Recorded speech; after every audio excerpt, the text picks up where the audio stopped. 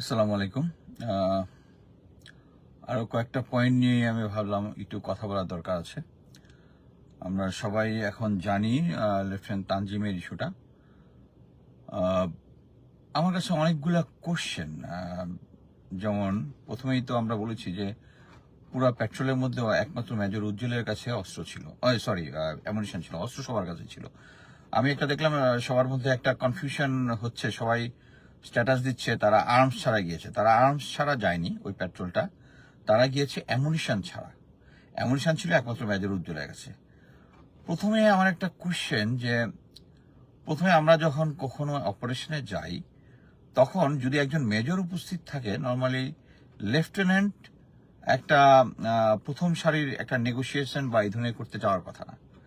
আমি এখানে major উজ্জ্বলকে highly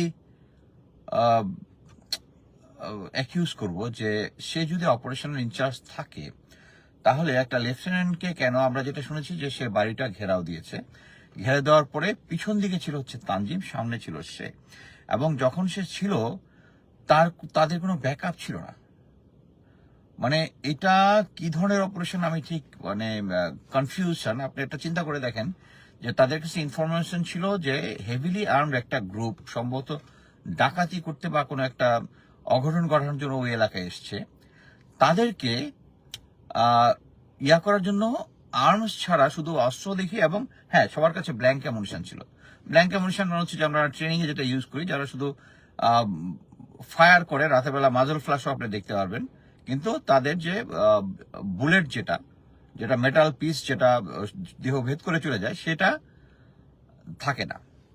so এরকম একটা সিচুয়েশনে মেজর উজ্জ্বল কিভাবে লেফটেন্যান্টটাকে সামনে পিছনে পাঠালো, এবং ওখান থেকে আহ, সে যখন নেগোশিয়েট করতে গেল, যখন তারকে গুলি করলো তাকে, এবং আমি খুব সারপ্রাইজিং যে আইএসপিআর এর যে স্টেটমেন্ট ওটার মধ্যে ও ও যে গুলি খেয়েছে এটার কথা উল্লেখ করেনি। আমার কথা হচ্ছে ইনফরমেশনটা হাইড করার চেষ্টা করতেছে। গুলি করছে এবং তাদের যে সতীর্থ আছে তারা দেখেছে, দেখার পরে তারা কিছু করতে পারে নাই।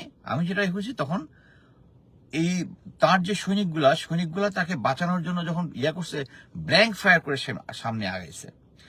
এখানে একটা জিনিস দেখতে হবে, সৈনিকগুলা তো অবশ্যই সাহসী ছিল, লেফটেন্যান্ট তামজিকে তারা সেভ করার জন্য এগিয়ে গেছে, ব্ল্যাঙ্ক ফায়ার করে হলো, জানে তাদের কাছে। বাট আমার কথা হচ্ছে আপনি একটা ঠান্ডা মাথায় চিন্তা করে দেখেন যে বাংলাদেশের কোন সিচুয়েশনে জানে যে আর্মি আছে, আর্মি আমাকে ঘেরাও করে রেখেছে, সেটা যত ধরনের হাই লেভেলের টেরোরিস্ট বা ইয়াই হোক, যত ধরনের হোক, আর্মি ঘেরাও করেছে এবং সবার কাছে অস্ত্র আছে, আমি কি সাহস করব একটা লেফটেন্যান্টকে গুলি করার জন্য বা অ্যাগ্রেসিভ হওয়ার জন্য? এই সাহস আমি কাউরে এখন পর্যন্ত দেখি না, আনলেস দে নোজ যে তাদের কাছে কোনো অস্ত্র নাই, তাদের সরি অস্ত্র নাই না, অ্যামুনিশন নাই তাদের কাছে। আমার ধারণা সন্ত্রাসীরা জানতো তাদের কাছে অ্যামুনিশন নাই, নাম্বার ওয়ান। নাম্বার টু হচ্ছে আপনি দেখেন নর্মালি এই ইনফরমেশনটা যে সলিড ছিল, তারা অস্ত্র উদ্ধার করতে এসেছে, দ্যাটস ফর শিওর। নর্মালি এই ধরনের অপারেশন যদি করতে হয়, নর্মালি পদাতিক বাহিনীগুলোকে কিন্তু পাঠায়, পদাতিক আর্মার যারা ফাইটিং আর্মস, আর্টিলারি, সাববোর্ডিং আর্মস, যারা ইয়ে করে। But army supply core, EME core, এরা কিন্তু সার্ভিস, তারা কিন্তু আমাদের, তারপর ইএমই, ইলেকট্রিক্যাল, মেকানিক্যাল, তারা হচ্ছে আমাদের যুদ্ধের সময় সার্ভিস দেয়। আমরা কনসিডার করতে পারি সেনাবাহিনী 100% অফিসার হচ্ছে বেসিক কমান্ডো কোয়ালিফাইড, একটা হচ্ছে সম্ভবত 8 সপ্তাহের একটা কমান্ডো কোয়ালিফিকেশন করে। আমি এই 8 সপ্তাহটা করেছি, আর যেটা বড় 6 মাসে যেটা ওটা করেছি, কিন্তু 100% অফিসার। সো অফিসারের কোনো সমস্যা নাই, কিন্তু আমরা নর্মালি কনসিডার করি যে অ্যাগ্রেসিভনেস যেটা আছে ফাইটিং আর্মসের বেশি থাকে। কিন্তু আপনি দেখেন এই এএসসির ছেলেগুলাও কিন্তু বিনা অস্ত্রের সামনে আগায় দিয়ে গেছে, সে মানে তানজিমকে বাঁচাই দিয়ে গেছে। এখন আরেকটা জিনিস দেখেন যে এটা কি ইন্টেনশনালি ফাইটিং আর্মস না পেয়ে আর্মি সাপ্লাই করে একটা ইউনিটকে পাঠানো হয়েছে এরকম একটা ক্রাইসিসে, যেখানে সন্ত্রাসীরা হেভিলি আর্ম থাকার কথা, এবং শুধু একটা একটা ম্যাগাজিন মানে 30 রাউন্ড অ্যামুনিশন, যেটাও আবার লোডেড না। এখানে আসে একটা কনস্পিরেসি থিওরি। এখন একটা কনস্পিরেসি থিওরি বলেন আর যাই বলেন, আমি জিনিসটা এমন ভাবে দেখতে চাই, তার যে সিও কমান্ডিং অফিসার, সে হচ্ছে এই আমাদের ডিবির হারুনের ভাইরা ভাই, ব্রিগেড কমান্ডার ব্রিগেডিয়ার জেনারেল নবী, সে হচ্ছে 34 নং কোর্সের এবং সে ডিজিএফআই এমএনএসআই যারা হার্ডকোর আওয়ামী লীগার তারা ওখানে চাকরি করে 2 মাস আগে মাত্র এখানে পোস্টিং এসছে। আর জিওসি শেখ সারোয়ার হচ্ছে একদম কঠিন আওয়ামী লীগার, সে হচ্ছে সিটিআইবিতে ছিল। এবং সিটিআইবিতে কখন ছিল? যখন আজমি স্যার সিটিআইবি আয়নাঘরে ছিল। CTIB controls the Aynaghor, that's a joint interrogation sell. So আপনার কি মনে হতে পারে এটা একটা কনস্পিরেসি?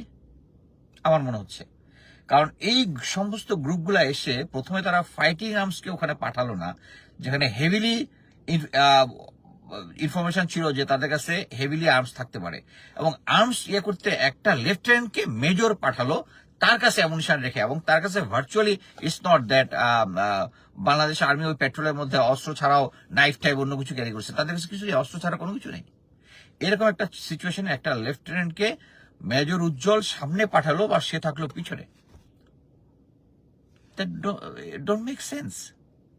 নর্মালি একটা মেজর গেলে এই ধরনের নেগোসিয়েশনে মেজরে যাওয়ার কথা, আর যেখানে মাত্র একটা মাত্র ম্যাগাজিনে আছে, এবং সেখানে কিভাবে ঘেরাও দিয়ে এটা করে, মানে আমার ঠিক মাথায় আসতেছে না, এরকম হওয়ার কথা না। এবং আমি অ্যাকচুয়ালি অন্য আরেকটা ডিভিশনের কথা বলেছি, এই আদেশটা অন্যান্য ডিভিশনে বোধহয় কার্যকরী না। আমি অ্যাটলিস্ট 2টা ডিভিশনের কথা বলেছি, তারা বলেছে তারা ফার্স্ট লাইন অ্যামুনিশন নিয়ে বের হচ্ছে। তাহলে এই ফার্স্ট লাইন অ্যামুনিশন না নিয়ে শুধু 30 রাউন্ডস অ্যামুনিশন নিয়ে এরা বের হলো, কার আদেশে বের হলো? সেনাপ্রধান কি এটা জানতেন? আমার মনে হয় এই কোশ্চেনগুলো আমাদের তোলা উচিত। এখন হেভিলি আমার কাছে কয়েকজন দেওয়ার হচ্ছে না এই অ্যামুনিশন ছিল না, এটা ভুয়া। আরে ভাই, ওই ইউনিটের যারা চাকরি করতেছে, যে ওই অপারেশন যারা করতেছে, ওই অপারেশনের লোকের থেকে কনফার্ম করা যে তাদের কাছে অ্যামুনিশন নাই। এবং এটা নিয়ে বাংলাদেশ আর্মির ইয়াং অফিসারদের মধ্যে অ্যাট প্রেজেন্ট হিউজ একটা রিপার্কেশন হচ্ছে, এবং তারা সিনিয়র যে লিডারশিপ আছে সেনাবাহিনীর, তাদেরকে মানে আমি বলতে চাই না, তাদের স্ক্রিনশট আমি কয়েকজন জেনারেলের কাছে পাঠিয়েছি, সার্ভিং জেনারেলের কাছে পাঠিয়েছি, যে জুনিয়র অফিসার এই গ্রুপের মধ্যে এই কমেন্টটা দিচ্ছে। এটা একটা জিনিস বুঝতে হবে, এটা আওয়ামী লীগের সরকার না। এখন জুনিয়র অফিসাররা যা ধমক দিলে করবে না, কারণ তাদের brother officer has died for your policy. তারা এভাবে বলেছে জুনিয়র অফিসাররা, যে কোনো কিছু হইলে শুধু সিনিয়রের সরকারের পলিসি দেখায় সিনিয়ররা, ওয়ারেস তাদের জন্যই আজকে আমাদের এটা মারা গেছে। এবং যে গ্রুপ চ্যাটের মধ্যে ইনফরমেশনটা আমি স্ক্রিনশট বিভিন্ন জায়গায় আমি পাঠিয়েছি, যে যেন তাদের মাথাটা খোলে। তারা এমন একটা ভাব করে যে আমরা দেশের বিরুদ্ধে কথা বলতেছি। একটা জিনিস মনে রাখবেন, আরো একটা ক্যাম্পেইন চলতেছে যে সেনাবাহিনীর হয়ে সেনাবাহিনীর এগেইনস্টে কথা বলতেছে। দেখেন, আমি যে সেনাবাহিনীতে চাকরি করছি, এই সেনাবাহিনী সেম সেনাবাহিনী না। এই সেনাবাহিনী আওয়ামী লীগের সেনাবাহিনী। যারা এখানে লিডারশিপ আছে তারা সবাই আওয়ামী লীগার। সরি, মানে এটা পড়ে গেছিল গাড়ির ভিতর থেকে। এখন মনে করতে হবে যারা আছে তারা হচ্ছে সবাই আওয়ামী লীগার। এবং এই স্পেশাল সিচুয়েশনে আমাদের মতো যারা আছে আমাদেরকে বাধ্য হইতে হচ্ছে। এখন আপনি কি মনে করেন যে এখন অ্যামুনিশন ছাড়া পাঠাইছে, একটা ছেলে মারা গেছে, this is the right decision?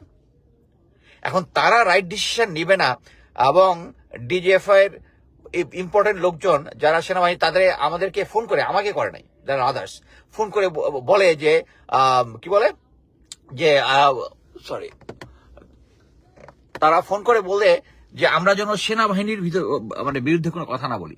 আমরা তো সেনাবাহিনীর বিরুদ্ধে কথা বলতেছি না, তোমাদের ভুল পলিসির জন্য একটা ছেলে মারা গেছে। এবং ফিউচারে, এবং এটা কনস্পিরেসি কিনা, এখন পর্যন্ত যতজন এই সেনাবাহিনীতে এই গুম খুনের সাথে জড়িত একটা লোককে একজন ছাড়া কাউকে অ্যারেস্ট করে নাই। এই জিওসি কে এখনো শেখ সরোয়ার এখনো সে কমান্ডে আছে, এবং কমান্ডে আছে দেখে এই ধরনের জিনিসপত্র করতেছে। আমি জেনারেল ওয়াকারকে বলবো থ্যাংক ইউ যে আপনি বলেছেন যে প্রফেসর ইউনুসকে আপনি শেষ পর্যন্ত সাপোর্ট করবেন। থ্যাংক ইউ ভেরি মাচ এটার জন্য, যে আপনার এই নিশ্চয়তাটা আমি গ্রহণ করলাম। আপনি যদি বলেন যে এটা করবেন, আমি মনে করি, বাট এর আগে আপনি বলেছেন যে এই পারপিট্রেটর যারা আছে তাদেরকে আপনি টেক কেয়ার করবেন। এখন পর্যন্ত কেয়ার কিন্তু আপনি করেন নাই, এবং তারা এখনো আছে দেখে সেনাবাহিনীতে এই ধরনের পলিসির গ্যাঞ্জাম হচ্ছে। এই জন্যই আমি চাই না সেনাবাহিনীর মধ্যে একটা এই ধরনের কোনো বিদ্রোহ টাইপ কোনো কিছু। জুনিয়র অফিসার আজকে ফুসে আছে, তাদের একজন মারা গেছে আপনাদের রং পলিসির জন্য। আপনাদের রং পুলিশের জন্য। আপনারা এখন পর্যন্ত যারা এই আওয়ামী লীগের দোসর ছিল, যারা এই ছাত্র আন্দোলনকে দাবানোর চেষ্টা করছে, তাদেরকে আপনারা এখনো রেখেছেন দেখে তারা এই ধরনের সন্ত্রাসীদের কাছে আমাদের ভাইদেরকে তারা অ্যামুনিশন ছাড়া পাঠায়। ধন্যবাদ। কিছুক্ষণ পরে আমি কাজে চলে যাব, এই জন্য একটা শর্ট টাইম আমার কাছে মনে হলো যে সকাল পর্যন্ত, সকালে আবার যাইতে হবে। অনেকে আবার ডাউট দেন আমরা আমেরিকাতে কিভাবে এত কি বলে লাক্সারিয়াস জীবন পারে। আরে ভাই, কষ্ট করি, খাটি, ইনকাম ভালো করি, আলহামদুলিল্লাহ, এবং আল্লাহ আমাদেরকে ভালো রাখছে। এটা নিয়ে করার কিছু নাই। আমরা যদি দেশ থেকে টাকা পয়সা নিয়ে আসতাম তাহলে কাজ করতাম না, কাজ করতে হইতো না, ওখানে বসে বসে খাইতাম আর করতাম। কাজও করি, দেশের জন্য কাজ করি। সো এটা সেনাবাহিনী এবং গোয়েন্দা সংস্থা এবং তাদেরকে বুঝতে হবে যে আমরা আর সেনাবাহিনী চাই না। সেনাবাহিনী যদি শুদ্ধ অভিযানটা হইতো আমাদের আর কথাই বলতে হইতো না। দেশ স্বাধীন হয়েছে, আলহামদুলিল্লাহ, আর কথা বলতে হইতো না। কিন্তু যখন আমরা দেখি যে যারা গুম খুনের সাথে জড়িত তারা এখন পর্যন্ত টিকে আছে, সো তখন আমাদের মধ্যে ডাউট লাগে। এই কারণে আমরা বারবার আসি, এবং এটা একটা প্রমাণ যে আপনাদের পুলিশের জন্য একটা অফিসার মারা গেছে। ধন্যবাদ।